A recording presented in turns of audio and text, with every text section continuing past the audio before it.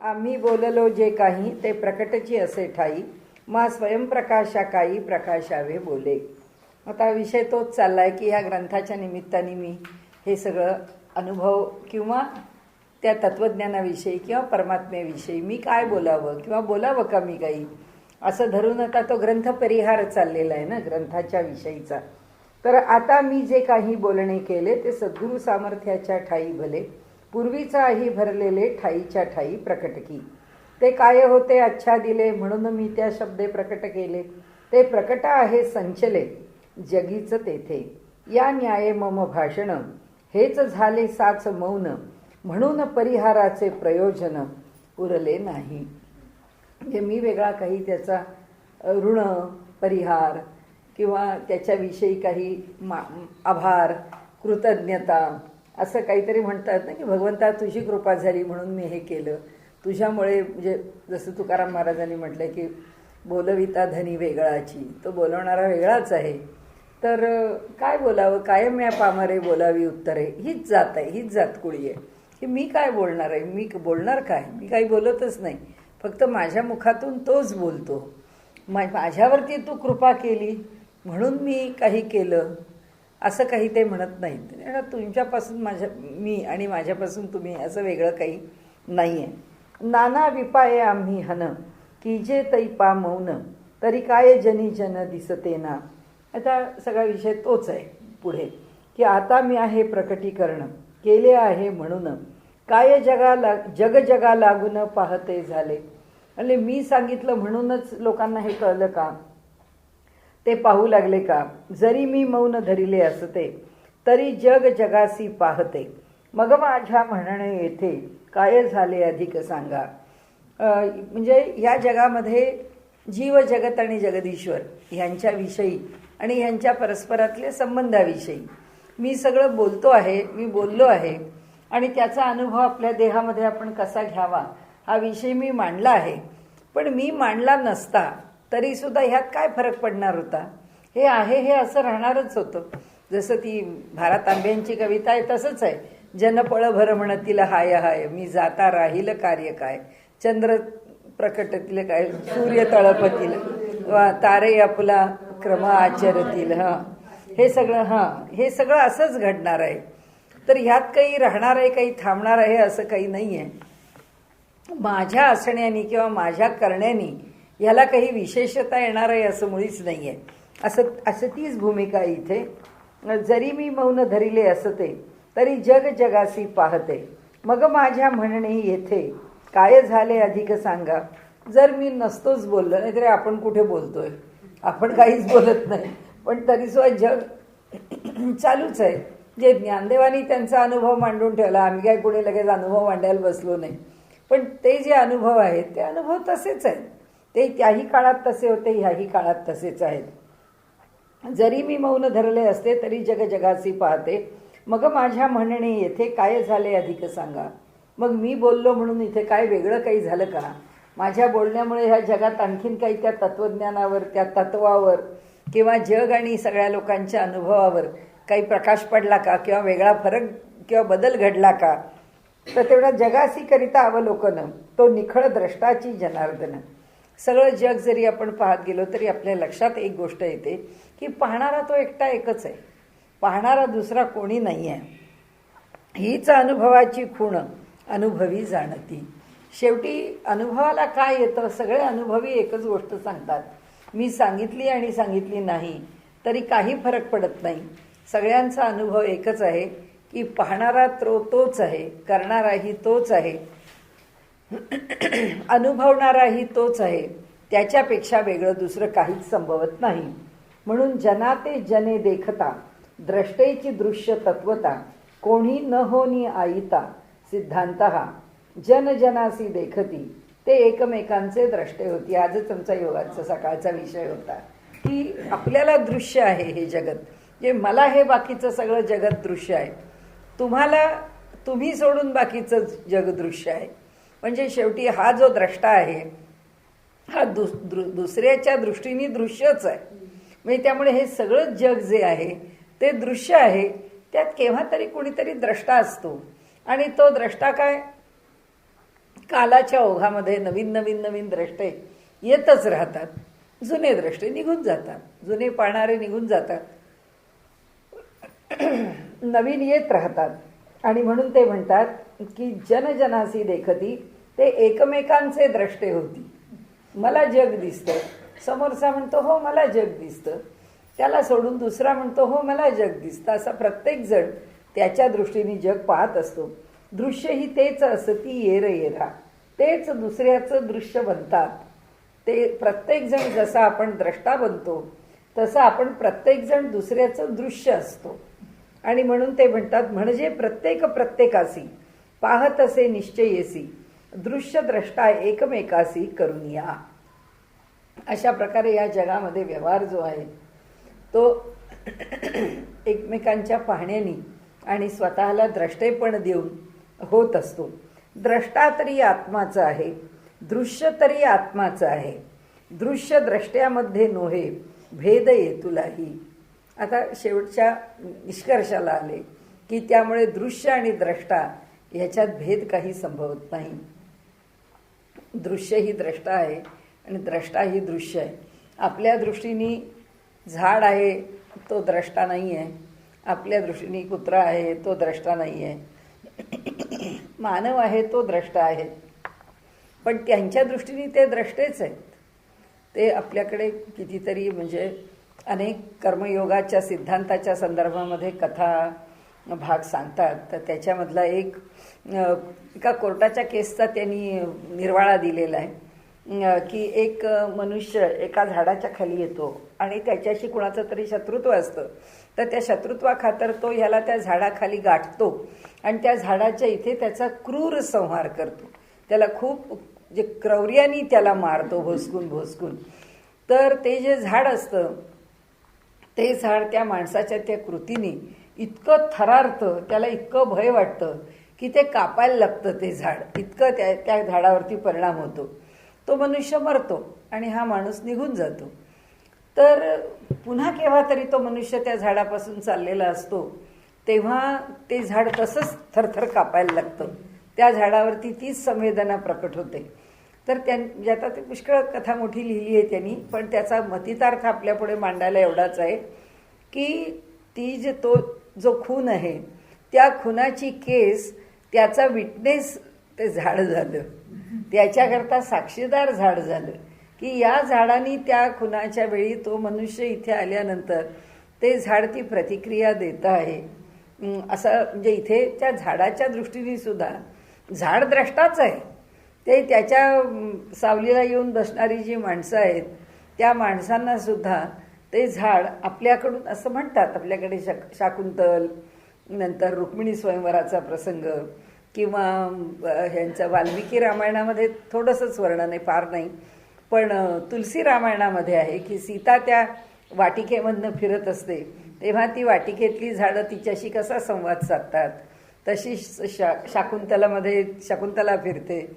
किंवा द्रौपदीच्या ठिकाणी म्हटलंय, द्रौपदीपेक्षा रुक्मिणीच्या ठिकाणी रुक्मिणी स्वयंवराचा जो प्रसंग वर्णन केलाय त्या रुक्मिणी स्वयंवराच्या इथे सुद्धा त्यांनी असंच म्हटलंय की रुक्मिणी बागेतून जाते तेव्हा ती झाडं कशी तिच्या जवळ येतात, झाडांना तिच्या प्रेमाची अपेक्षा असते आणि त्यामुळे ते जसे काही जणू तिच्यावरती त्या फांद्या अशा येऊन पडतात. असं सगळं जे वर्णन आहे म्हणजे ज्या गोष्टी आम्हाला फारशा जिवंत वाटत नाहीत किंवा ज्यांच्या ठिकाणी फारशी भावनिक प्रतिक्रिया येईल असं वाटत नाही, तिथे पण द्रष्टेपण आहे.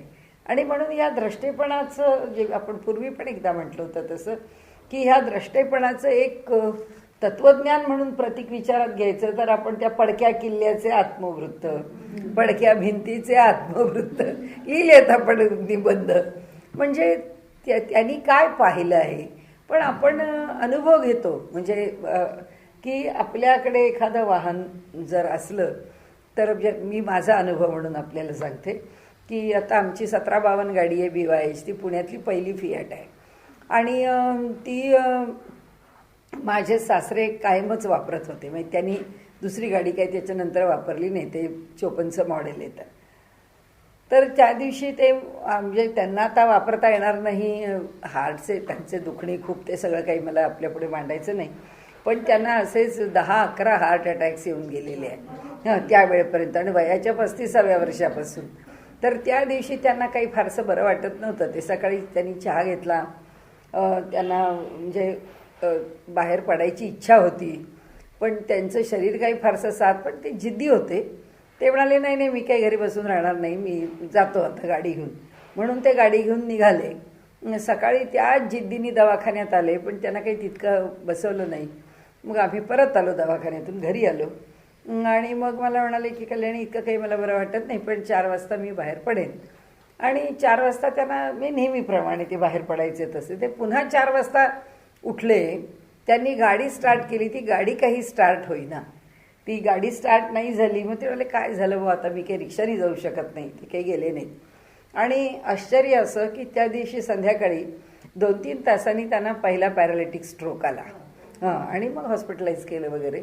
नंतर ती गाडी लगेच चालू झाली, पण त्यांच्या हाताने काही ती गाडी चालू झाली नाही.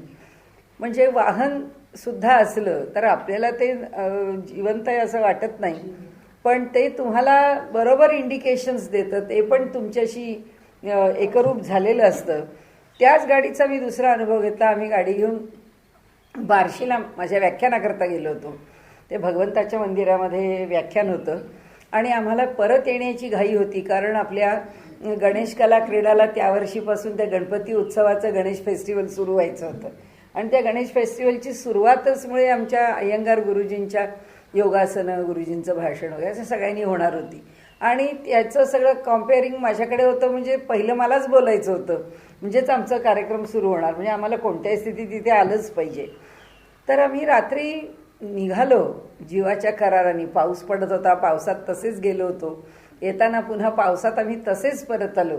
खरं तर ती काही फारशी परिस्थिती अनुकूल नव्हती प्रवासाला, आणि गाडी इतकी जुनी की आता तर विंटेज कार आहे, आता तर ती 60 वर्षाची झाली, जे इतकी जुनी गाडी आहे आता. तर त्यामुळे म्हणजे त्या गाडीने आम्ही परत आलो. चांगली आजही ती चांगलीच चालते. तर त्या गाडीने आम्ही परत आलो. तर आम्हाला वाटेमध्ये एक वेगळाच अनुभव घेतला. ते काय सांगण्याची काय मला वाटत नाही आवश्यकता, पण आम्ही सगळ्यांनी त्यावेळी एक भूत पाहिलं. म्हणजे एक वेगळंच आम्ही अनुभवलं. म्हणजे आश्चर्यकारक आम्हाला सगळ्यांना एकावेळी एकच अनुभव आला. म्हणजे आम्ही सगळ्यांनी ती पाहिलीच वस्तू. आणि आम्ही तसेच पुढे आलो. तिथून तो म्हणाला की हो ताई, मला पण आता जरा भीती वाटते. टेंभुर्णीच्या इथे आम्ही तो सगळा प्रसंग अनुभवला. आणि आम्ही पुढे आलो, घरी आलो. घरी आल्यानंतर त्यांनी गाडी जागेवरती पार्क केली, आणि ते सगळं चिखल, पाणी, पाऊस या सगळ्यातनं आम्ही जे जाऊन आलेलो, ती गाडी दुसऱ्या दिवशी त्यांनी चालवायचा प्रयत्न, ती काही गाडी सुरू झाली नाही. पण तिने आम्हाला घरी आणून सोडलं. रात्री 2 आणि 3 वाजता तिने आम्हाला घरी आणून सोडलं, आणि गाडी बंद पडली. पुन्हा स्टार्ट करून तो हलवून पुढे लावू म्हटलं तर गाडी काही त्याला पुढे लावता आली. तो म्हणाला ठीक आहे, आता बंद केली, स्टार्ट होत नसेल. पण सकाळी काही ती स्टार्ट झाली नाही. पण तिची दुरुस्ती म्हणजे त्याचं इंजिन डाऊन करावं लागलं. गाडीची मोठी दुरुस्ती निघाली. पण आम्हाला सगळ्यांना तेच आश्चर्य वाटलं की तिने अगदी दारात, म्हणजे घरात आणून सोडलं. ढकलून सुद्धा गाडी आत आणावी लागली नाही. ही जी असोसिएशन्स असतात, अनेक गोष्टी ज्या आपण अनुभवतो, आपल्याला वाटतं की ह्याच्या ठिकाणी द्रष्टेपण आहे, नाही काय माहिती आपल्याला की त्यांच्या ठिकाणी काय, म्हणजे ती वस्तू निर्जीवच आहे. पण निसर्गामध्ये त्यांचा एक काय जो डायलॉग असेल, जे संभाषण असेल, किंवा काय ऋणानुबंध असेल, त्याला काय शब्द वापरायचे ते वापरावेत. पण कुठेतरी त्याच्यामध्ये एक संवाद असतो. वृक्षवेली लता ह्यांच्याशी तर असतो. म्हणजे त्यांच्या बाबतीत तर काही प्रश्नच येत नाही की त्यांना आहे का नाही. कारण त्या झाडांना बरोबर कोण पाणी देतं, कोण खत घालतं, कोण फवारे मारतं, याच्यावरती सुद्धा म्हणजे चांगला माणूस नसेल आणि त्याचं त्या झाडांवर प्रेम नसेल, आणि जर तो झाडाचं काम करील तर झाडं उभीच्या उभी जळून जातात. हा पण अनुभव आहे की काहींच्या स्पर्शाने किंवा अशा सहवासाने सुद्धा झाडं जळून जातात. कारण काय त्यांच्याकडे सेन्सिटिव्हिटी असते, किंवा त्यांची सूक्ष्म हे संवेदना ग्रहण करण्याची ताकद असते, माहीत नाही. पण इथे त्यांनी सांगितल्याप्रमाणे त्यांचं म्हणणं जे आहे की हा जो द्रष्टा आहे, म्हणजे आपल्याला मुद्दा एकच सिद्ध करायचा होता की द्रष्टेपण चेतनाकडेच आहे का अचेतनाकडे आहे. आम्ही ह्याला अचेतन म्हणतो, पण ह्याच्यामध्ये सुद्धा गती आहे. गती मानवात आहे, तर याच्यातही गती आहेच. कारण आपण जेव्हा सायन्स शिकतो किंवा फिजिक्स शिकतो, तेव्हा सॉलिड स्टेट फिजिक्समध्ये जेव्हा आपण लॅटिस व्हायब्रेशन शिकतो, त्यावेळी आपल्याला कळतं की अरे ह्याच्यामध्ये सुद्धा गती आहे, ह्याच्यामध्ये सुद्धा जाणीव आहे. किंवा अलीकडच्या काळामध्ये मशीनचा फटीगचा जो विचार करतात की मशीनला जो फटीग येतो, तर तो सुद्धा विचार हा कुठेतरी त्याला त्याचं मन आहे, हीच धारणा त्याच्या मागे आहे. म्हणून इथे ते मन म्हणजे त्याला त्याची जाणीव काही वेगळेपणाची, अस्तित्वाची. तर इथे त्यांनी असं म्हटलंय की प्रत्येक जे दृश्य आहे त्या प्रत्येक दृश्याला आपल्या वेगळ्या अस्तित्वाची, म्हणजे त्या दृश्याला द्रष्टेपणाची स्थिती आहे. ही खुर्ची सुद्धा द्रष्टापण आहे आणि दृश्यपण आहे. आणि म्हणून ज्ञानदेवांच्या दृष्टीने सगळंच जग चैतन्यमय आहे. म्हणजे सत्पुरुषांच्या दृष्टीने सगळीकडे परमात्माच भरून असलेला आहे. त्यामुळे या जगामध्ये अचेतन असं काही अस्तित्वातच नाही. ह्या जगात जे आहे ते सगळं सचेतनच आहे. आणि म्हणून त्यांनी इथे म्हटलंय की द्रष्टा आणि दृश्य हे दोन्ही एकच आहे. या दोघांच्याही ठिकाणी चेतनाच आहे. द्रष्टाचं दृश्य झाला, द्रष्टादृश्य व्यवहार केला म्हणजे अभेदी दाविला भेदपात्र. आमच्या दृष्टीने हा द्रष्टा आणि हे दृश्य हा जो भेद आहे, तो भेद म्हणाले आता शिल्लकच राहत नाही. जे राहतं ते अभेद भावाने द्रष्टा आणि दृश्य यांच्यातलं अद्वैतच शिल्लक राहतं. त्याच्यामध्ये अभेद राहत नाही, त्याच्यामध्ये भेद राहत नाही, अभेद भावाने ते राहतात. द्रष्टेपणा आत्म्याचे केव्हाही न मोडेसाचे. त्याचं उत्तर त्यांनी पुढे देऊन टाकलं. कारण असं आहे, ह्या सगळ्यामध्येच आत्मा आहे. खुर्ची झाली तरी आत्मा आहे, टेबल झालं तरी आत्मा आहे, गादी झाली तरी आत्मा आहे. तर जर एक चैतन्य सगळी ठिकाणी भरून आहे, तर त्या चैतन्याचं द्रष्टेपण कुठेतरी मोडलं आहे आणि कुठेतरी आहे, हे कसं समजाल? हे असं नाही होणार. सर्व ठिकाणी तो द्रष्टेपणाने आहेच आहे. अस्तित्व परमात्म्याचे सिद्ध करणे मुळीच नको. त्याची सिद्धी करण्याचं मला काही कारण नाही आहे. आपण पुढे जाऊ म्हणाले. यया परवते काही संविद रहस्य नाही आणि हे तया आधीही असं तची असे. आता मौलीने आणखीन अगदी नम्रता घेतलेली आहे की स्व आणि संविद. संविद म्हणजे ज्ञान आहे. हे जे स्वसंविद, स्वतःच्या ठिकाणी प्रकाशित झालेलं, स्वयंप्रकाशित, स्वयंसिद्ध, स्वाभाविक, असं त्याला अनेक प्रकारांचा विचार. संविद ते जे ज्ञान आहे. काय म्हणाले विशेष ह्याच्यापेक्षा? मी जे काही मांडलं आहे हे एवढंच मांडलं आहे. हा एकच सिद्धांत मांडलेला आहे की ह्या संबंध विश्वामध्ये ह्या पृथ्वी तलावर सर्व दूर जे दिसतं आहे न दिसतं आहे त्या सगळ्या ठिकाणी एकच परमात्मा भरून आहे. हे मी काय नवीन सांगितलं म्हणाले? मी काहीच नवीन सांगितलं नाही. सिद्धांत एवढाच आहे आणि हाच सिद्धांत नाही तरी मी सांगितला म्हणजे मी आणखीन काय केलं? म्हणून ते म्हणतात यया परवते काही संविद रहस्य नाही. ज्ञानाच्या ठिकाणी रहस्य गूढ असं काहीही नाही. आणि हे तया आधीही असं तची असे. मी हे सिद्धांत हा सिद्ध करून ह्या ग्रंथाच्या निमित्ताने दाखवण्याच्या आधी आहेच. तो सिद्धांत काही नाही आहे असं नाही आहे. सिद्धांत सिद्धच आहे. आणि म्हणून ते म्हणतात आता या पलीकडे काही रहस्य ते उरले नाही. द्रष्टये ताच ठाई प्रकट ओस म्हणाले. ते या ठिकाणी तो प्रकट तो कोण्या सिद्धांते करून स्पष्ट झाला नाही जाण. तो पूर्वीचाच आहे पूर्ण त्यात फरक होणे नसे. आता म्हणाले याच्या आणि हे तया आधीही असं तची असे. म्हणाले हे जे रहस्य मी सांगितलंय ते आधी पण आहे. या ग्रंथाच्या रूपाने आता मी पण मांडतो आहे. पण तो कोण्या सिद्धांते करून स्पष्ट झाला नाही जाण. तो पूर्वीचाचा आहे पूर्ण त्यात फरक होणे नसे. मी कोणता सिद्धांत मांडला म्हणून त्या द्रष्ट्याचं द्रष्टेपण किंवा त्या परमात्म्याचं सर्व दूर भरून असणं हे आता काही नव्याने सिद्ध झालेलं नाही आहे. हे प्रकटच आहे. म्हणजे हे मी प्रकट केलं आहे असं काही म्हणणं म्हणजे ते प्रकटपण ओस पडल्यासारखं आहे. म्हणजे हे काय मी प्रकट केलं? हे सगळ्यांनी प्रकट करून झालेलं आहे. आता म्हणजे ओस पडलं आहे. आता ते मांडून मांडून झालं जुनं. तरी ग्रंथ प्रस्ताव न घडे हे म्हणो पाहू, तरी सिद्धानुवाद लाहो आवडी करू. जगी सद्वस्तूचा आहे भरून, मग या ग्रंथाचे प्रयोजन. काय आहे ऐसा प्रश्न, उद्भवे सहज येथे. तरी ग्रंथ प्रस्ताव, कशाकरता प्रस्ताव केला, कशाकरता हा ग्रंथ मांडला. न घडे हे म्हणणे पाहू, तरी सिद्धानुवाद लाहो आवडी करू. परी हा ग्रंथच नाही, नुसता त्याचा अनुवाद पाही.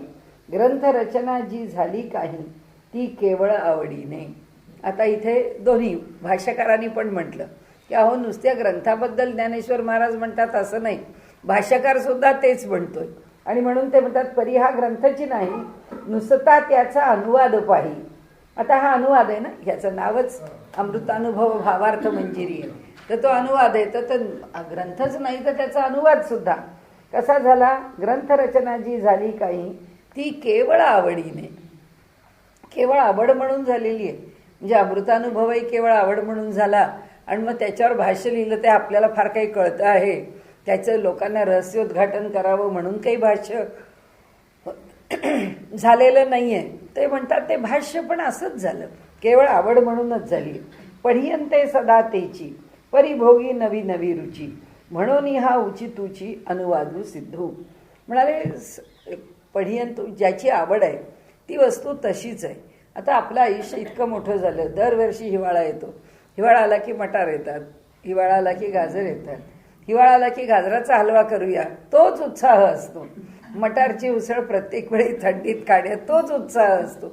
आता किती जन्मभर मटारची उसळ खात आलो, जन्मभर एक गाजराचा हलवा खात आलो, जन्मभर भाजीचं लोणचं खात.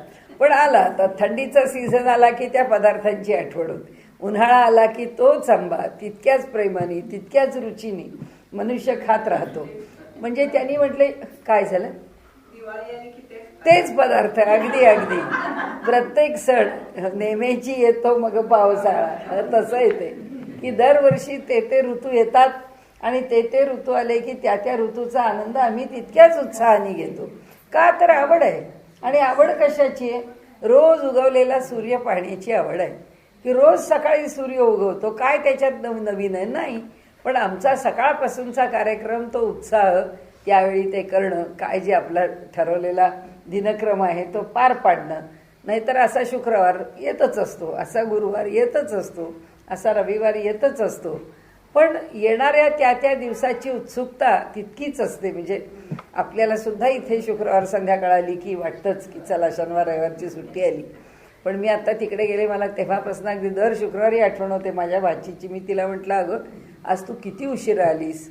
म्हटलं तुला आज रोजच उशीर होतो, कारण ती त्या न्यूयॉर्कहून यायची, त्या मॅनहॅटनहून. बरं राहायला आम्ही थोडे लांब, मग तेवढं ते सगळं अंतर काटून तिला यायला रात्री 9 साडेनऊ व्हायचे. त्या दिवशी 10 वाजता आली. ती मला म्हणाली अगं मामी आज शुक्रवारची रात्र आहे. म्हणाली झाला उशीर म्हणून कुठे बिघडलं. म्हटलं अगं म्हणजे काय, तुला रोजच यायचं आहे बाहेरून, या शुक्रवार असतं म्हणून काय झालं उशीर आहे का, म्हणजे का उशीर करायचा असं. ती म्हणाली नाही शुक्रवार काय, म्हणाली रोज येतो का, त्याची वाट किती बघावी लागते. आता मला सुद्धा शुक्रवार संध्याकाळ आली की तिची आठवण होते की शुक्रवार काय लगेच येतो का. खरंच आहे. म्हणजे मनुष्याला त्या गोष्टीच्या विषयीची एक जे असोसिएशन आणि एक जे प्रेम निर्माण झालेलं असतं किंवा एक काहीतरी भावना निर्माण झालेली असते. ती म्हणते मला दुसरी रविवारची रात्र पण आवडत नाही, शनिवारची रात्र पण मला फक्त शुक्रवारची रात्र आवडते, कारण पुढे 2 रात्रीच्या सुट्ट्या आहेत. अशा कल्पनेने शुक्रवारी मी सुखावलेली असते. म्हटलं खरं आहे, ज्याला कष्ट करावे लागतात आठवडाभर त्याला येणारा तो शुक्रवारचा संध्याकाळचा वेळ अगदी फार मौल्यवान वाटतं. तसं कशाची आवड आहे, पढियंता. शुक्रवार इव्हिनिंग म्हणजे फ्रायडे इव्हिनिंग पढियंता आहे, त्याच्याविषयीचं प्रेम आहे, त्याच्याविषयीचं पढियंते सदा तेची. येणारा शुक्रवार तोच असतो. परिभोगी नवी नवी रुची. पण दरवेळी त्या दिवशीचा कार्यक्रम वेगळा वेगळा असतो. त्यावेळी मनुष्य वेगवेगळ्या प्रकाराने योजत असतो की चला आता हा शुक्रवार आला की हे करू, आता हा रविवार आला की करू, हे नवीन वर्ष आलं की करू.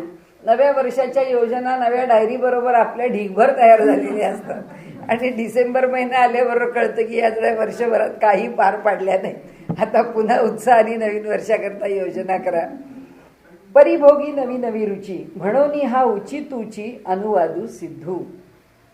म्हणून हा सिद्ध असलेल्या सिद्धांतावरती अनुवाद करणं किंवा त्याच्यावरती काही टीका लिहिणं, भाष्य लिहिणं उचितच आहे, योग्यच आहे.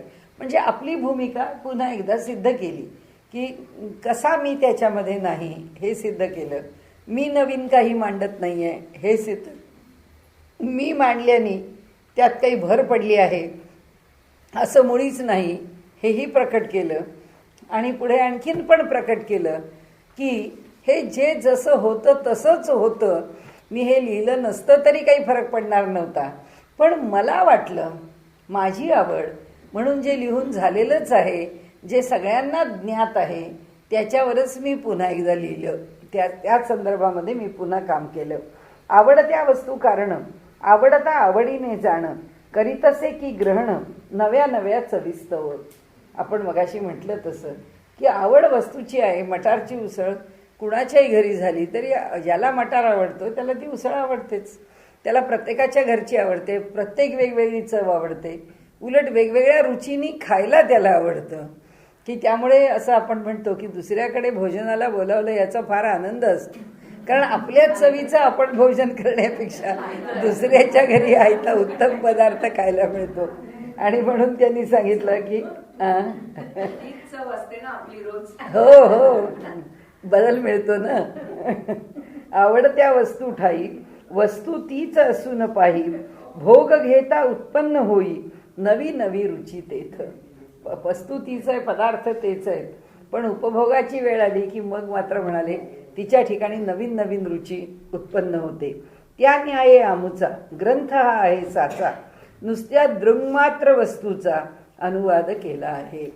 आम्ही काय केलंय, फक्त जी केवळ चैतन्य वस्तू आहे दृंग मात्र, तर ती दृक मात्र म्हणजे दृश्य मात्र, केवळ केवळ प्रकटीकरणाला आली म्हणून. कारण ती केवळ प्रकटीकरणाला आली नसती तर ह्या जगाचं पुढे प्रकटीकरणच झालं नसतं. त्यामुळे तिचं केवळ प्रकटीकरण म्हणजे तिचं चैतन्य स्वरूप, फक्त आम्हाला केवळ चैतन्य, हे पुढचा सगळा पसारा सोडून द्या म्हणाले. ही पंचमहाभूत, पंचतन्मात्र, मग आमची इंद्रिय, मग आमचे व्यवहार, मग सगळा समाज, मग लोक, मग कर्म, त्याचे सिद्धांत, हे सगळं काही नको म्हणाले. हे सगळं फार पुढे पुढे वाढत गेलं. आम्हाला दृंग मात्र वस्तू, केवळ चैतन्य मात्र वस्तू, ती जेव्हा मात्र म्हणजे केवळ, आणि जी केवळ चैतन्य मात्र झाली ती जर तशीच असती निर्गुण निराकार, तर आम्ही काय केलं असतं? आम्ही काहीच केलं नसतं. ती प्रकटीकरणाला आली म्हणून या कारणे मिया गौप्य दाविले बोलोनिया, ऐसे नाही आपसया प्रकाशूची. म्हणून मी ये ठाई गौप्य जे काही ते बोले प्रकटविले नाही, मुळीच बुध हो अणुमात्र. म्हणून या ग्रंथाच्या निमित्ताने जे कुणाला माहीत नव्हतं अशा रहस्याचं उद्घाटन मी केलं आहे. असं अणुमात्र सुद्धा नाही, माझ्या लिखाणातून एवढंसं सुद्धा काही नव्याने प्रकट झालेलं नाहीये. दृंगमात्र वस्तू कारण, मुळीच नाही गौप्यपण. जी वस्तू आकाराला दृश्य मात्र झाली आहे तिच्यात काय गौप्य राहिलंय, तिच्यात काय रहस्य राहिलंय, तिच्यात काय गूढ राहिलंय, ती प्रकटच झाली आहे. आणि म्हणून म्हणाले मुळीच नाही गौप्यपण, का की त्याने लपून राहावे तरी कोणे ठाई. त्यांनी हे सगळं जग जर निर्माण केलं तर त्याला कळू नये म्हणून तो लपून कुठे राहणार आहे? कारण तो सगळ्या ठिकाणी भरूनच राहिलेला आहे. त्यामुळे त्याला वेगळं होऊन लपून राहायला वेगळी जागाही नाही आणि ते त्याचं सूत्रही नाही, कारण त्याच्याशिवाय दुसरं काही असू शकत नाही. त्यामुळे ते म्हणतात की तीच अवघी संचली, लपाया जागा न उरली, म्हणून ती ते स्पष्ट करण्याभली, गती शब्दांची कुंठित. तीच अवघी संचली, संचली साठून राहिली, तीच सगळ्या ठिकाणी साठून राहिली, म्हणून लपाया जागा न उरली. मग ती जर सगळीकडे भरून आहे तर ती लपेल कुठून? ती कुठेच लपू शकत नाही. म्हणून ती ते स्पष्ट करण्याभली, गती शब्दाची कुंठित. म्हणून आता ती सगळीकडे जी भरून राहिली आहे तिला स्पष्ट करण्याच्या करता शब्द काय बोलणार हो? ती स्पष्टच वस्तू आहे. आता या ठिकाणी अमुक एक गोष्ट आहे, जसं ते टी व्हीवरचे कार्यक्रमाचे डिस्कशन्स, अहो त्या राष्ट्रवादीच्या लोकांना, काँग्रेसच्या लोकांनी अडचणीत आणलं की नाही. आता अडचणीत आणलं आहे ही वस्तुस्थिती आहे. हे जर समजा दिसतं आहे की आत्ता ह्या क्षणी त्यांना अडचणीत आणलं आहे. आता अडचणीत आणलं आहे या वस्तुस्थितीवरच प्रश्न निर्माण करायचा. अहो त्यांनी त्यांना अडचणी अर्थात आणलंय. मग दुसरं म्हणतो छे छे नाही आणलंय. आता काहीतरी बोलायचं, एखादी उलट दुसऱ्यानी उलट काहीतरी बोलत राहायचं. पण जे चक्षुर्वयी सत्यम आहे, जे डोळ्यापुढे प्रकट आहे, त्याच्या चौकशीला जसा अर्थ नाही तसं ते म्हणतात तो परमात्मा या सगळ्या दृश्य रूपामध्ये प्रकट आहे. मी काय त्याला वेगळा प्रकट करून दाखवू? मी काय त्याचं अस्तित्व प्रकट, माझ्याकडून असं काय घडणार आहे किंवा मी काय असं दाखवणार आहे?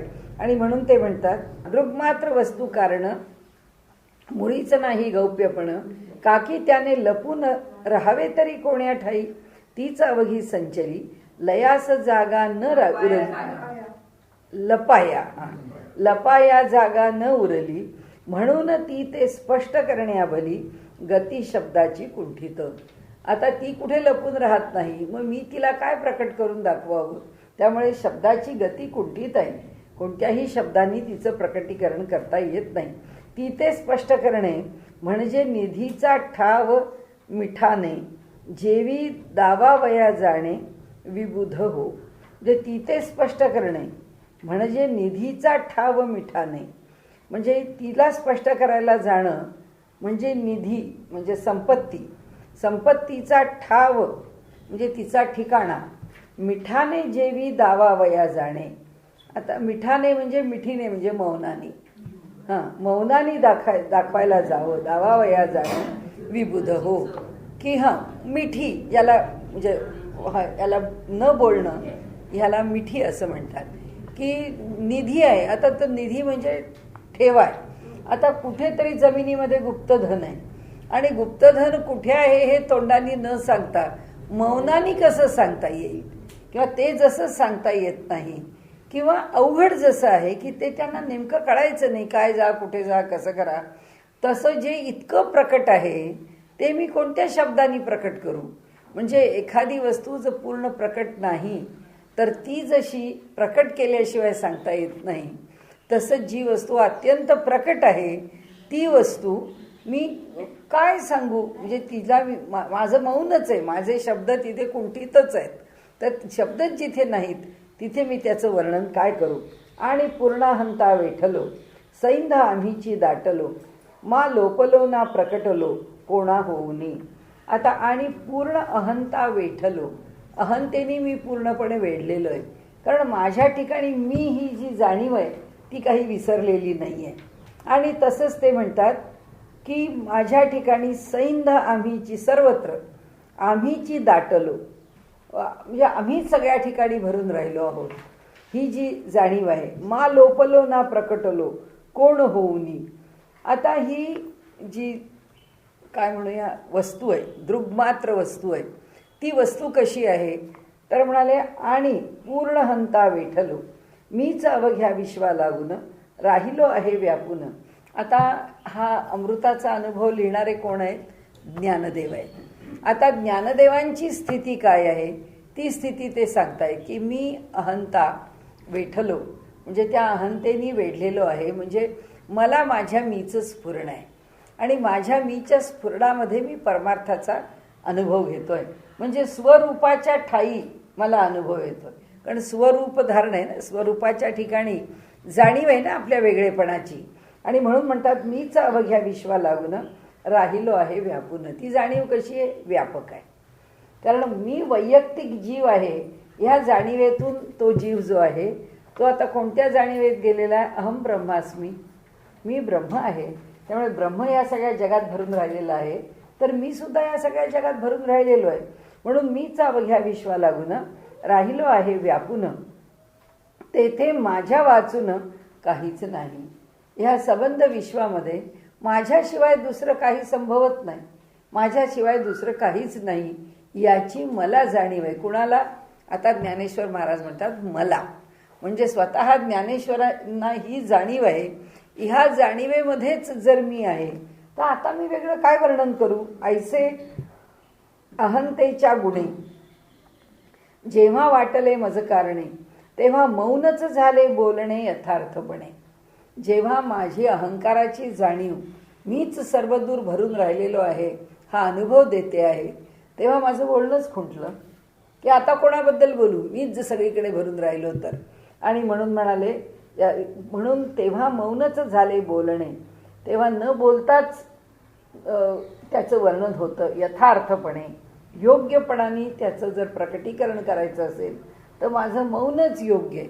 मी सांगू. कारण काय असतं, मनुष्याला काही जाणीव झाली तर मनुष्य ती जाणीव मांडण्याचा प्रयत्न करतो.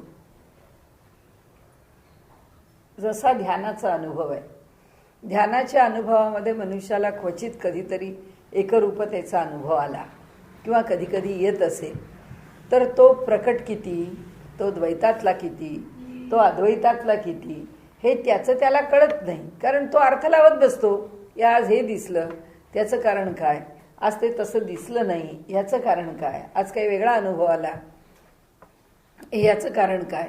तर म्हणाले असा प्रत्येक जो अनुभव आहे, तो अनुभव जो येतो त्या अनुभवाचं त्यांनी प्रकटीकरण सांगितलंय की मला मी आहे या जाणीवेतून अनुभव येतो आहे. आणि हा अहंता गुण म्हणजे मी आहे ही जी जाणीव आहे, जेव्हा वाटले माझं कारण आहे, जेव्हा मला असं वाटलं की मीच सगळीकडे भरून राहिलोय, मी काय सांगू लोकांना की मीच सगळीकडे भरून राहिलोय सांगू, का मी न बोलता गप्प बसू. मी न बोलणं अधिक उत्तम आहे म्हणाले. आता उपनिषदामध्ये, तैत्तिरीय उपनिषदामध्ये आपण बघितलं तर आपल्या लक्षात येईल की तिथे अहम वृक्षस्य रेरिवहा असं तो ऋषी म्हणतो की त्या वृक्षाला हलवणारा, या संसार वृक्षाला हलवणारा मीच आहे याची मला जाणीव झाली आहे. आता त्या संसार वृक्षाला हलवणारा मी आहे ही जाणीव झाली आहे हे तो ऋषी प्रकट करून सांगतो. त्याच्या मागची पार्श्वभूमी काय, त्या तैत्तिरीय उपनिषदामध्ये त्यांनी विद्यार्थ्यांना, आता त्या मुलांचं सगळं शिक्षण पूर्ण झालं आहे, त्या विद्यार्थ्यांना त्यांनी आता निरोपाचं म्हणून काही प्रबोधन करण्याकरता त्यांनी योजलं आहे. त्याच्यामध्ये त्यांनी मुलांना सांगितलं की बाबा ह्या 5 महासंहिता आहेत, या 5 संहितांचा अभ्यास किंवा विचार किंवा हे विषय तू समजून घे. या 5 महासंहिता जेव्हा तू समजून घेशील तेव्हा ह्यातनं तुला या जगाचं यथार्थ ज्ञान होईल. म्हणजे तुम्हा सर्व मुलांना असं सगळं सांगून झाल्यानंतर त्यांनी पुढे सांगितलं, इथून तुम्ही आता घरी जाल, तुमचा समावर्तन संस्कार झालेला असेल, घरी गेल्यानंतर तुमचे आईवडील तुम्हाला आता ब्रह्मचर्य आश्रमामधून गृहस्थाश्रमामध्ये प्रवेश करायला सांगतील. मग तुमचा गृहस्थाश्रम सुरू होईल. मग तुमच्या गृहस्थाश्रमामध्ये तुम्ही काय करा, ते सत्यम वद धर्मम चर वगैरे हे सगळं जे समजावलंय ते सगळं शिक्षकांनी उपदेश केला. आणि त्यांनी सांगितलं की काही झालं तरी देवता, काही झालं तरी पितर, काही झालं तरी अतिथी, असे सगळ्या पातळीवरती, यज्ञ दान कर्म या पातळीवरती त्यांनी पुन्हा पुन्हा उपदेशाच्या रूपाने त्यांना जवळजवळ धर्म सगळा समजावून सांगितला. आणि तो धर्म सगळा समजावून सांगितल्यानंतर आता ते म्हणाले की आता तुमचं जीवन तुम्हाला संपन्न करायचं आहे आणि चांगल्या तऱ्हेने तुम्ही जीवन जगा आणि जीवनामध्ये कृतार्थतेचा अनुभव घ्या. आता उद्याला म्हणाले तुम्हाला मी निरोप देणार आहे, तर उद्याला पुन्हा माझ्या आश्रमामध्ये सर्व विद्यार्थी एकत्र या. तर तेव्हा त्या सगळ्या विद्यार्थ्यांना त्यांनी एकत्र यायला सांगितलं. सगळे विद्यार्थी उत्सुकतेने गुरुजींच्या त्या मूळ सभागृहामध्ये येऊन बसलेले होते. तर गुरुजींनी सांगितलं की तुम्हाला मी सगळं सांगितलं की यज्ञदान तपाच्या साह्याने, कर्माच्या साह्याने, धर्माच्या साह्याने कसा मनुष्याचा लौकिक जीवनामध्ये योग्य असा मार्ग सापडून त्याचं कल्याण होतं किंवा तो त्या मार्गाने आपला उद्धार करून घेतो, तो योग्य मार्गाने आपला उद्धार करून घेतो, हे तुम्हाला मी सगळं सांगितलं. पण हे सगळं थिअरी झाली, हे सगळं तुम्हाला नुसतंच शिकवणं झालं, ही नुसतीच पोपटपंची झाली किंवा हे नुसतंच शब्दज्ञान झालं. तुम्हाला प्रत्यक्ष अनुभव देतो. म्हणून ज्यांनी ह्याचा प्रत्यक्ष अनुभव घेतलाय अशा ऋषींना त्यांनी बोलावलं आणि त्या ऋषींना त्यांनी सांगितलं आपण या मुलांना काहीतरी उपदेश करा, आपण काय अनुभवलं आहे त्याच्याबद्दल या मुलांना काहीतरी सांगा. तेव्हा त्या ऋषींनी सांगितलं, ते पहिलं वाक्य आहे त्यांचं, अहम वृक्षस्य रेरिवहा. ते म्हणाले मी हाच अनुभव घेतला माझ्या एकूण साधनेमधून की हा जो संसाराचा वृक्ष आहे, त्या वृक्षाला हलवणारा, त्या वृक्षाला चालवणारा, त्या वृक्षाच्या ठिकाणी प्रेरणा देणारा कोण असेल तर तो मीच आहे.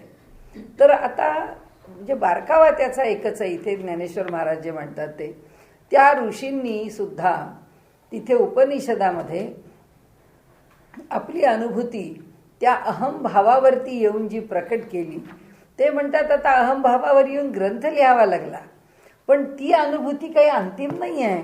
जो अनुभूती घेतो त्या परमात्म्याची एकत्वानी किंवा अद्वैतानी, त्या अनुभूतीचं वर्णन काय करणार आहे. आणि म्हणून ते इथे सांगतात तसं, मी अवघ्या विश्वा लागून राहिलो आहे व्यापून, तेथे माझ्या वाचून काहीच नाही. तैतरीयाचंच वचन आहे हे. ऐसे अहंतेच्या गुणे जेव्हा वाटले मज कारणे, तेव्हा मौनच झाले बोलणे यथार्थपणे. आता ही ओवी महत्वाची, की ऐसे अहंतेच्या गुणे जेव्हा वाटले मज कारणे, म्हणजे जेव्हा मी सांगण्याकरता माझ्याजवळ काही स्वीकार केला, अहंकाराचा म्हणजे अस्तित्वाचा, जाणीवेचा, प्रेरणेचा मी जेव्हा स्वीकार केला, तेव्हा माझ्या लक्षात आलं, तेव्हा मौनच झाले बोलणे यथार्थपणे. तेव्हा माझ्या लक्षात आलं की अरे मी जेव्हा ही अहंता स्वीकारतो आणि हे सगळं मी केलं आहे असं म्हणतो, तिथेच मी केलं नाही हे सिद्ध आहे. कोणत्या उपनिषदामध्ये सांगितलं आहे? केनोपनिषदामध्ये म्हटलं आहे की म्हणाले, जो म्हणतो की मी काही जाणलं आहे, आपण लक्षात ठेवावं त्यांनी काहीच जाणलं नाही.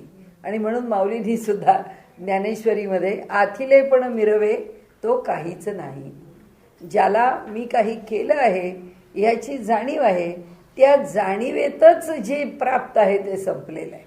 म्हणून ते म्हणतात, अहंकाराची जाणीव घेऊन मी जर अमृतानुभव लिहायचं म्हटलं तर मी संपलोच, म्हणजे माझा अनुभव संपलाच. कारण नाही तर एरवी मी त्या अनुभवाच्या पातळीवर आहे. म्हणून ते सांगतात इथे की मीच अवघ्या विश्वा लागून राहिलो आहे व्यापून. अहम ब्रह्मास्मी ह्या अनुभूतीमध्ये मी राहतो आहे, पण जेव्हा मी माझ्या जाणीवेच्या पातळीवर उतरतो की आता मला हे सगळं लोकांना सांगायचं आहे, त्यावेळी मी कोणी राहत नाही. म्हणजे आपल्याला पुन्हा ती जी कथा सांगतात महाभारतातली, तर इथे त्यांनी जे म्हटलं आहे गीतेच्या संदर्भामध्ये भगवंतानी, की अर्जुन म्हणतो भगवंता त्यावेळची माझी मानसिक स्थिती काय, ती त्या युद्धभूमीवरची परिस्थिती काय, आणि त्याच्यात तू मला हे सगळं तत्त्वज्ञान सांगितलंस, मी आपलं ऐकलं आणि माझ्यामध्ये काय बदल घडवायचा तू घडवलास, पण आता तू निवांत आहेस, मी निवांत आहे. राज्याभिषेक झालेला आहे, सगळी स्थिरता हस्तिनापुराला प्राप्त झालेली आहे. आता ते गीतेचं तत्त्वज्ञान जे आहे ते तू मला सांग. तर भगवंत तेव्हा अर्जुनाला म्हणतात की अर्जुना, मी त्यावेळी योगारूढ स्थितीमध्ये होतो. आता हा कृष्ण आहे आणि हा अर्जुन आहे. आता या पातळीवरती ती गीता मला सांगता येणार नाही. अगदी त्याच चालीवरती इथे माऊली म्हणतात की जेव्हा मी संबंध विश्वामध्ये व्यापून राहिलो, माझ्या स्वरूपाच्या अनुभूतीमध्ये सगळ्या विश्वात हे विश्वची माझे घर, ऐसी मती जयाची स्थिर, किंबहुना चराचर आपणची झाला.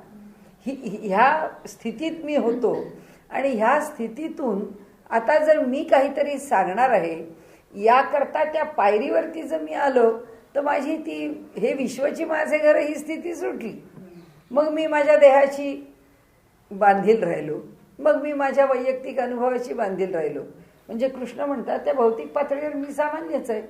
प्रभू रामचंद्र सुद्धा रामायणामध्ये रावणाचा वध केल्यानंतर हेच म्हणतात, आत्मानं मानुषम म्हणणे रामम दशरथात्मशा, की म्हणाले मी राम आहे, राजा दशरथाचा पुत्र आहे. तुम्ही देवतांना माझी स्तुती करून माझ्यावरती पुष्पवृष्टी करू नका किंवा माझ्यावरती स्तुती सुमनं उधळू नका. त्याचं कारण असं आहे की मी काहीच केलं नाही, मी सामान्य मनुष्य आहे, सामान्य पातळीवरती मी जीवन जगतोय. तसे भगवान श्रीकृष्ण म्हणतात, अरे अर्जुना, तू आणि मी आपण आतेमामे भावंड आहोत. आता आपल्यामध्ये काही फरक नाही आहे, आता आपण सामान्य पातळीवरती आलेले आहोत. म्हणून त्यांनी इथे म्हटलंय, ऐसे अहंतेच्या गुणे जेव्हा वाटले मज कारणे, तेव्हा मौनच झाले बोलणे यथार्थपणे. तेव्हा काही बोलता आलं नाही. मग बोललं कोणत्या स्थितीमध्ये? आपल्याकडे ज्याला ती आर्षवाणी म्हटलंय ना, की इथे ह्यांना बोलवतो कोण? त्यांना भगवंत बोलवतो. ते नाहीच बोलत. त्यांना माहीतच नाही आपण काय बोलतो. त्यांना बोलायची गरजच नाही. साळुंकी बोले मंजुळवाणी बोलविता धनी वेगळाची, कायम या पामरे बोलावी उत्तरे, मज त्या विश्वंभरे बोलविले. मी काही बोलतच नाही, तोच बोलतो. त्यामुळे इथे माझं काही नाही. मी काहीतरी करणार आहे म्हटल्याबरोबर माझी वाणी मौनच झाली. कारण माझ्या स्फुरणच संपलं. जे येतं ती आर्षवाणी येते. जे येतं ते परमात्म्याकडून येतं. आणि म्हणून त्यांनी म्हटलं, मी आहे निरोपिता, मी निरोपी आहे. तरी पाहिजे अवधारिता, आणि भेदाची ती वार्ता मुळी न ठाई वस्तूच्या. म्हणजे मी निरोप द्यायला मी एक पोस्ट्या म्हणून आलेलो आहे. मी पोस्टमन आहे. त्याच्यापेक्षा माझं काही मोठं प्रयोजन नाही. आणि ज्यावेळी मी माझं अस्तित्व वेगळं मानीन त्यावेळी हे सगळं संपलेलं आहे. मी आहे निरोपिता, तरी पाहिजे अवधारिता. आता तरी पाहिजे, तरीसुद्धा ते धारण केलं पाहिजे. आणि भेदाची ती वार्ता मुळी न ठाई वस्तूच्या. म्हणजे मी निरोप देणारा आहे, मी निरोप देत आहे असं असलं तरीसुद्धा धारण कुणाला करायचं आहे? फक्त वस्तूलाच धारण करायचं आहे. तो निरोपसुद्धा ती वस्तूच ठाईच्या ठाई देते. म्हणजे जिथे द्यायचं आहे, जो द्यायचा आहे, जसा द्यायचा आहे तसा ती निरोप देते. आणि म्हणाले, दृग्मात्र वस्तुज्ञाने भली, आम्हा ऐसी दशा आली, मनासह बुडून गेली इंद्रिये तेथ. म्हणजे आमचं काय झालं? आम्ही त्या स्वरूप स्थितीमध्ये त्या दृग्मात्र म्हणजे केवळ प्रकट असलेल्या त्या चैतन्याशी आम्ही एकरूप झाल्यामुळे आमची सगळी इंद्रिय जी आहेत ती इंद्रियांची जी काही गडबड आहे, त्यांनी ज्ञानेश्वरीमध्ये कसमस शब्द वापरला. इंद्रियांची कसमस, इंद्रियांची हालचाल, इंद्रियांना जे वाटतं ते. तर म्हणाले त्या इंद्रियांचं स्वतंत्रपण संपून गेलं, मनाचं मन पण संपून गेलं. आम्ही विसर्जित कुठे झालो? त्या दृग्मात्र वस्तूच्या ठिकाणी. म्हणून स्वरूपाचे ठाई, म्हणून आम्ही त्या स्वरूपाच्या ठिकाणी एकरूप झालो. म्हणून दृग्मात्र वस्तुज्ञाने भली, आम्हा ऐसी दशा आली. तिला जाणल्याने आमची ही स्थिती आलेली आहे. मनासह बुडून गेली इंद्रिये तेथ. काय झालं तिथे? तर मनासहित सगळ्या इंद्रियांना विराम मिळाला. अहंकाराचा लय झाला. वैयक्तिक अहंकार संपला. म्हणून काय झालं? स्वरूपाच्या ठिकाणी पोचला. म्हणून अहंकाराचा लय झाला. ज्ञातेपणाचा ठाव मोडला. आपल्याला काहीतरी विषय कळला आहे ही जाणीव कुठपर्यंत आहे? जोपर्यंत अविद्या आहे तोपर्यंत आहे. अविद्येच्या पलीकडे गेल्यावर आपण कळून घेणारे कोणी नाही, हीच जाणीव यथार्थपणे परमात्म्याच्या ठिकाणी उत्पन्न होते. आणि म्हणून ते म्हणतात की ज्ञातेपणाचा ठाव मोडला, ऐसा अभिनव प्रत्यय आला, त्याचाच पुढे अनुवाद. जो अनुभव आला त्या अनुभवाचंच पुढे प्रकटीकरण केलं. आपण पया आपण पे, निरूपण काय वोपे, मग उगेपणे हरपे ऐसे आहे. आता आपलेच आपण, काय करावे वर्णन, काकी आपुले जे आपुलेपण ते वर्णनात येतं असे. आता त्यांनी सांगितलं, आता माझं जे काही माझं मी पण आहे ते काय झालं? त्या स्वरूपाच्या ठिकाणी एकरूप झालं. म्हणजे त्या स्वरूपाच्या ठिकाणी ती जी परमात्म वस्तू आहे तिथे असे अनेक येऊन मिळालेले आहेत. त्याच्यात ते सगळंच मिसळून गेलेलं आहे. आता माझं वेगळेपण कुठे शिल्लक राहिलं? आता माझं स्वतंत्र ज्ञातेपण कुठे शिल्लक राहिलं? त्यामुळे त्या ठिकाणी माझा अहंकार किंवा माझं वेगळेपण, आता आपलेच आपण, काय करावे वर्णन. आता मी माझ्या स्थितीला येऊन पोचलो. आता मी काय, आता कुणी जर सांगितलं की बाबा कार्यक्रम आहे, सत्कार आहे तुमचा, तुम्हीच तुमची ओळख करून द्या, तर आता असं जर म्हणलं तर तो काय सांगेल? अहो मी इतका मोठा मनुष्य आहे, अहो मी असा मनुष्य आहे, की असं कुणीच माणसं नाही आहेत. त्यामुळे लोकांना असं वाटलं की मी फार योग्य आहे म्हणून माझ्या इथे सत्कार योजलेला आहे, माझं शिक्षण असं झालं आहे, मी अमुक आहे, माझ्याकडनं अमुक केलं गेलं. हे फक्त राजकीय पक्षाचा मनुष्यच आपली टीम करतो. बाकी कोणी मनुष्य आपल्या स्वतःचं वर्णन स्वतः करत बसत नाही. आणि त्यामुळे ते म्हणाले की आपलं जे काही आहे ते आपल्याला कसं प्रकट करता येईल, कसं म्हणजे आपल्या अंतःकरणातला नेमका भाव काय आहे, आपलं अंतःकरण किंवा आपली घडण नेमकी काय आहे ही आपण कधीच प्रकट करू शकत. जेव्हा आपण ती शब्दात आणतो तेव्हा आपण तिला घोटाळ्यात पाडतो, कारण सगळ्याला मर्यादा आहे. जे काल आम पार्टीचा मनुष्य काल एक गोष्ट बोलत होता, आज आम पार्टीचा मनुष्य दुसरी गोष्ट बोलायला लागला. त्याचं कारण आहे की त्यावेळची प्रकटीकरणाची स्थिती ती होती. आज आता सत्तेवर येऊन बसायचं आहे तर प्रकटीकरणाची स्थिती वेगळी आहे. आता जेव्हा त्या नुरूप प्रकटीकरण करावं लागतं त्यावेळी आपलंच विधान आपल्या विधानाला छेद देतं. दुसरं काय, आता आजच त्यांनी म्हटलंय की डॉक्टर माधवराव चितळे समितीचा अहवाल आता फेब्रुवारी महिन्यामध्ये येणार आहे, बघूया. त्याचं किती गदारोळ त्यावेळी झाला. आता माधवराव चितळ्यांनी केवढं तरी मोठं काम पाण्याकरता जलसंधारणाच्या करता केलेलं आहे, सगळं आपल्याला मान्य आहे. पण जेव्हा एका अहवालाचा काही आपल्याला निष्कर्ष द्यायचा असतो तेव्हा किती गोष्टींचा विचार करावा लागतो. आता आज नुसतं केजरीवाल खरं नाही खोटं नाही कुणी काही पडताळून पाहत नाही, तरीसुद्धा आजची बातमी आहे की काँग्रेसची मंडळी आता उद्या शपथविधी होणार, तर शीला दीक्षितांच्या काळामध्ये केलेल्या सगळ्या घोटाळ्यांचे कागदपत्र त्यांनी आज नष्ट करायला सुरुवात केली. आता लगेच केजरीवाल, आता सगळे बाबू मंडळीच आहेत, तर केजरीवालांनी लगेच म्हटलं की शेवटी हे सांभाळण्याचं काम कोणाचं आहे, चीफ सेक्रेटरीचं आहे, की त्यांनी हे होऊ देता उपयोगी नाही. अरे पण तू जेव्हा स्वतः एक IAS ऑफिसर आहेत त्यावेळी तुम्हाला माहिती आहे की एक IAS ऑफिसरची रिस्पॉन्सिबिलिटी काय असते एक, आणि दुसरं त्याला डावलून जर मंत्र्यांना काही करायचं असेल मंत्री करू शकतात. म्हणजे त्यांना बाजूला करून त्यांना जे करायचंय तेही ते करू शकतात. आणि सेक्रेटरी माझा जीव घ्या मग तुम्ही कशाला हात लावा हेही सेक्रेटरी करू शकतो. म्हणजे शेवटी कुणी काय करायचं किंवा कुणी काय वागायचं किंवा तिथे प्रत्यक्ष काय घडायचं ह्याच्या सगळ्या संभावना तुम्हाला माहिती आहेत की संभाव्य गोष्टी काय काय असू शकतात, सगळं माहिती आहे. तरी सुद्धा एकदा तुम्ही आता उद्या सत्ता ग्रहण करायची म्हटल्याबरोबर आज तुमची भाषा बदलली. आज तुम्ही त्याच भाषेत, मग तुम्ही कसले आम पार्टी हो. म्हणजे तुम्ही त्या भाजपाला नावं ठेवता, तुम्ही त्या काँग्रेसला नावं ठेवता की हे सगळे सारखेच आहेत. आता सत्तेच्या स्पर्धेत आल्यावर तुम्ही पण सारखेच झाले.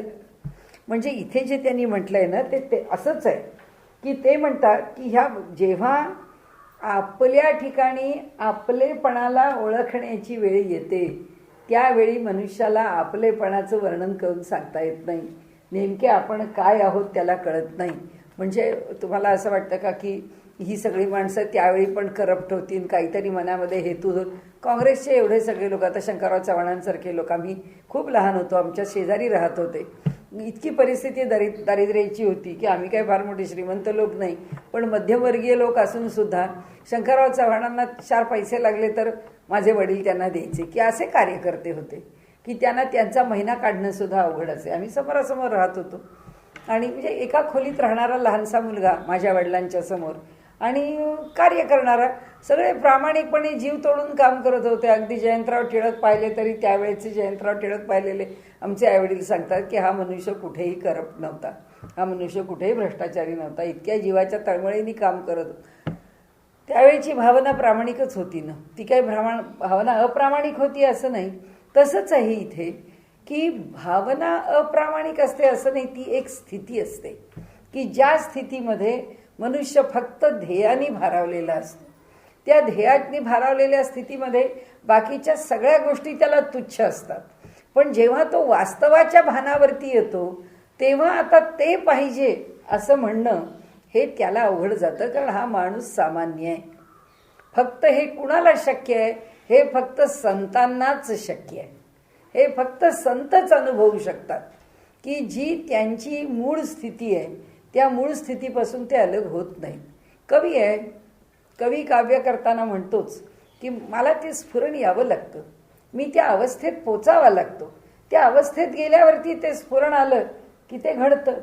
त्याच्या बाहेर आल्यानंतर आता अटलजींचं परवाच्या वेळी त्यांनी ते 90 वर्षाचे होत आले, त्यांच्या कविता त्यांच्याच मुखातनं ऐकायला, ते मी गीत गाईन, मी माझ्याच स्थानावरती अटल राहीन वगैरे वगैरे, मी ह्याच मार्गाने जाईन. हे सगळे जे त्यांनी आपले, किंवा मला आता इतकी परिस्थिती बिकट आली की आता माझं गाणं खुंटलं, अशा अनेक प्रकारचे त्यांचे भावावेश त्यांनी त्या दिवशी कार्यक्रमात त्यांच्या काव्यातून आपल्याला दाखवले, किंवा हे अशा प्रकारे त्यांनी काव्य. पण त्यांची जेव्हा भाषणं ऐकली तेव्हा त्या भाषणात त्यांनी असं म्हटलं, मी बाकी कशाला घाबरत नाही, पण मैं बदनामी से डरता हूँ, मैं बदनामी से डरता हूँ. आता बदनामी से डरणारा कोण आहे? तो पंतप्रधान अटल बिहारी वाजपेयी हा एक सामान्य मनुष्य आहे. आणि जेव्हा कविता होते तेव्हा आहे या स्थितीतून बाजूला जाऊन ती जी मनाची स्थिती आहे त्या एका सब्लिमेशन, आपण म्हणतो जसं सब्लिमेशन ऑफ थॉट्स, तसं चित्ताचं, विचारांचं उदात्तीकरण, त्या उदात्तीकरणाची स्थिती आहे. ती उदात्त स्थिती सातत्याने राहणं हे फक्त संतांच्या ठिकाणी शक्य आहे, सगळ्यांच्या ठिकाणी नाही. सगळ्यांना ती प्राप्त होते. आणि म्हणून काय होतं, तिथे केजरीवाल आहेत का, तिथे अण्णा हजारे आहेत का, तिथे इंदिरा गांधी आहेत, कोण आहे आपल्याला माहीत नाही. तो त्या एका चांगल्या विचारावर स्वार होऊन जितका काळ राहतो. आता बांगलादेशची निर्मिती इंदिरा गांधींनी केली, त्यावेळी अटल बिहारी वाजपेयींनी त्यांचं केवढं कौतुक केलं आहे. इंदिरा गांधींच्यावरती केवढी कविता, त्याच इंदिरा गांधींना त्यांनी पुढे शिव्या पण घातली आहेत. म्हणजे हे आणीबाणीत आलीच ना त्यांच्यावरती बोलायची वेळ. पण सांगण्याचा हेतू असा की ज्या इंदिरा गांधींनी बांगलादेश निर्माण करून भारताच्या दृष्टीने काही राजकारण केलं, त्याच इंदिरा गांधींनी लोकांच्यावरती ही परिस्थिती आणली की ज्याला आणीबाणीची, आणि अडचणीत आणलं लोकांना. म्हणजे ह्या सगळ्या परिस्थितीमध्ये काय झालं म्हणाला, ह्या ज्या सगळ्या निरनिराळ्या प्रकारच्या परिस्थिती त्या त्या काळी निर्माण होत जातात. आणि त्या त्या राजकारणामधून असो, त्या त्या मोठ्या व्यक्तींच्याकडून असो, ती जी कामं होतात ती प्रत्येक कामं ही एका स्थितीमध्ये होतात. ती प्रत्येकाला ती स्थिती प्राप्त होते. आपण सुद्धा म्हणतो अरे बापरे, तेव्हा ते सगळं कसं आपण रेटून नेलं आपल्याला काय माहीत नाही. रेटलं गेलं खरं की काही नाही, प्रत्येकाच्या ठिकाणी एक उदात्त स्थिती येते, त्या ठिकाणी ते घडतं. तसं ते इथे आपल्याला सांगतात की आता आपलेच आपण काय करावे वर्णन, का की आपुले जे आपुलेपण ते वर्णनातीत असे.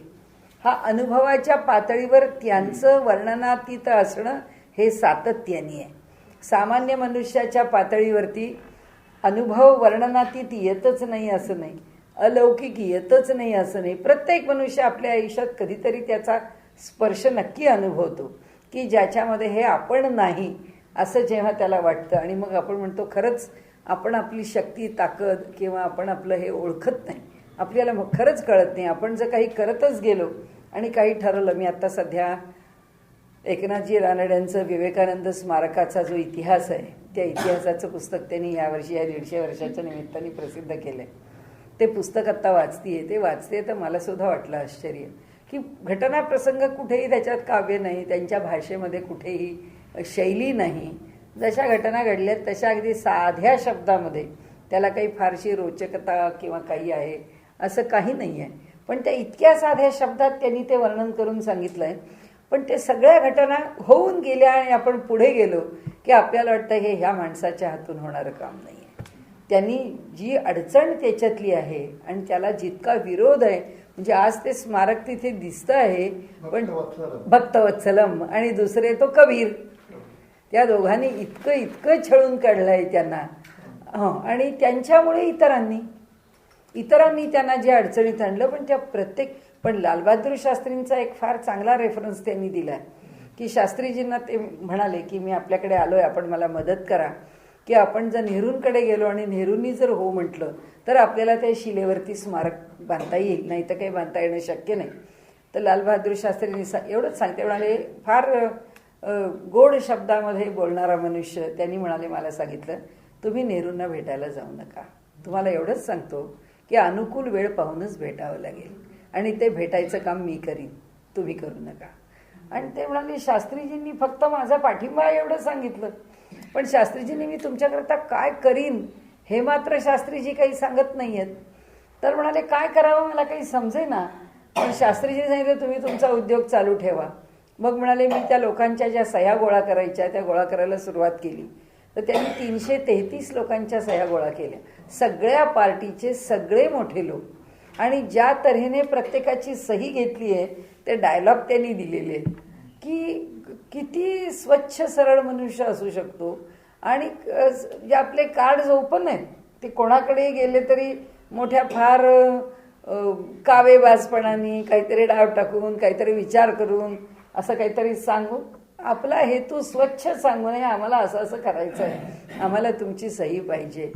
म्हणजे सगळ्यात विनोद असा की रामकृष्ण मठाचे स्वामीजी सुद्धा म्हणाले, अहो कशाला पाहिजे त्या शिलेवरती स्मारक, त्या किनाऱ्यावरती जर ते आपल्याला जागा देतायत ना तर त्या 15x15च्या खोलीमध्ये करू ना आपण स्मारक.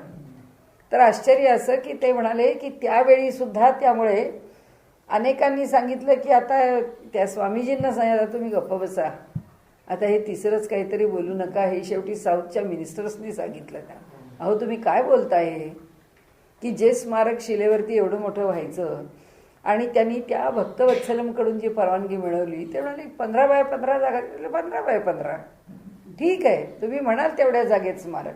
ती शिला मिळाली आणि मग त्यांनी सांगितलं की आपण आर्किटेक्ट्सकडे जाऊ आणि ते सांगतील. ते म्हणाले नाही, ते सांगतील ते ऐकायचं काही कारणच नाही आहे, मी सांगीन ते ऐकायचं आहे. ते म्हणाले ठीक आहे तुम्ही सांगाल ते. आणि मग त्याच्यातून ज्या खुबी तो प्रश्न उत्तर तो संवाद फार छान आहे त्यांनी लिहिलेला, ते ज्या पद्धतीने त्यांच्याशी बोललेले आहेत त्याच्यातून ते म्हणाले अहो मग एवढ्याशा जागेमध्ये ती मूर्ती बसेल कशी, आपल्याला मोठं बांधावं लागेल. तुम्हाला म्हणाले मी काही करणार नाही, त्या आर्किटेक्टकडे जाणार, तो नकाशा घेणार, तुमच्याकडे येणार आणि तुमच्या मार्गदर्शनाने बांधकाम करणार, माझ्या मनाने मी काही करणार नाही. आणि म्हणाले बांधकामाच्या वेळी त्यांच्याकडे कागद घेऊन जाण्याच्या आधीच त्यांनी सांगितलं की एवढ्या 15x15 ते स्मारकच राहणं शक्य नाही आणि मग आपण केवढं करू. मग ते 90 ते जे सगळे मेजरमेंट्स येत गेल्या पुढे, मग सभामंडप, मग ते बांधकाम वगैरे. पण सांगण्याचा हेतू असा आहे की ही एवढी मोठी कामं, जे ते म्हणाले की गोळवलकर गुरुजींनी जेव्हा मला सांगितलं की तुम्ही हे स्मारकाच्या कामाकडे लक्ष घाला, त्यावेळी म्हणाले गुरुजींना वाटलं हे 4-6 महिन्याचं काम आहे, हा ते काम करील आणि परत येईल. म्हणाले मलाही वाटलं की एखाद वर्षामध्ये हे काम होईल, पण इतका दीर्घ माझं संबंध आयुष्य ज्याच्याकरता जाईल असं हे काही काम असेल असं मला वाटलं नाही. पण म्हणजे एवढ्याशा कामाचा इतिहास जर आपण पाहत चाललो, माझ्या एवढंच लक्षात आलं की कुणी कुणाला म्हणजे आपण आपल्याला 1% सुद्धा खरं म्हणजे ओळखत नाही. म्हणजे आपल्याला कळतच नाही की आपण कसे आहोत, आपण काय आहोत, आपण काय करतो, आपल्याला माहिती नाही. म्हणजे आपण आपला शोध जर घेतला तर माहित नाही आपल्याकडे किती चांगल्या गोष्टी आहेत, त्या किती वरती येऊ शकतात, त्याचा किती आनंद घेऊ शकतो. पण आपल्याला वेळच नाही आपल्याशी डायलॉग करायला. आपण इतकं या जगामध्ये अडकून पडलेले आहोत, ते म्हणतात तसं की आपण आपलं वर्णन काय करावं, आपल्याला आपण काय आहोत. म्हणजे ते सगळं मी वाचते तेव्हा मला जाणवलं की आज भारतामधली एवढी मोठी वास्तू उभी केली, त्या वास्तूच्या मागचा हा सगळा जो इतिहास आहे तो इतिहास पुन्हा पुन्हा वाचावा इतका सुंदर इतिहास आहे. ते म्हणाले अहो आपलेपणाचे अस्तित्व ते साचे, काय आहे भावयाचे शब्दयोगे करून. आपलं जे अस्तित्व आहे ते शब्दातून कळतं नाही, म्हणाले शब्दातून कळत नाही. ज्याला शब्दाने कळत असेल त्याला काहीच कळलं नाही असं म्हणावं. आपण एवढं पुढे झालं की थांबूया. वा न बोलले म्हणून काय ते जाय हरपून, किंवा आपण आपल्याविषयी काही बोललोच नाही.